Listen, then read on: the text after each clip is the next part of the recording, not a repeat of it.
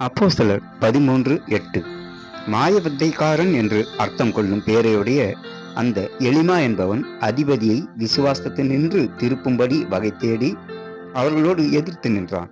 அப்பொழுது பவுல் என்று சொல்லப்பட்ட சவுல் பரிசுத்த ஆவியினால் நிறைந்தவனாய் அவனை உற்று பார்த்து, எல்லா கபடமும் எல்லா பொல்லாங்கும் நிறைந்தவனே, பிசாசின் மகனே, நீதிக்கெல்லாம் பகஞ்சனே, கர்த்தருடைய செம்மையான வழிகளை புரட்டுவதில் ஓயமாட்டாயோ? இதோ இப்போதே கர்த்தருடைய கை உன்மேல் வந்திருக்கிறது. சில காலம் சூரியனை காணாமல் நீ குருடனாயிருப்பாய் என்றான். உடனே மந்தாரமும் இருளும் அவன் மேல் விழுந்தது. அவன் தடுமாறி கையிலாகு கொடுக்கிறவர்களை தேடினான்.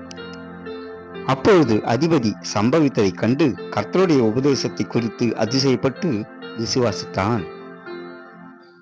பரிசுத்த ஆவினால் நிறைந்த சவுல் பரிசுத்தமில்லாத அசுத்த ஆவி பிடித்த ஒருவனை குருடாக்கிய சம்பவம் இதை குறிப்பிடுகிறது.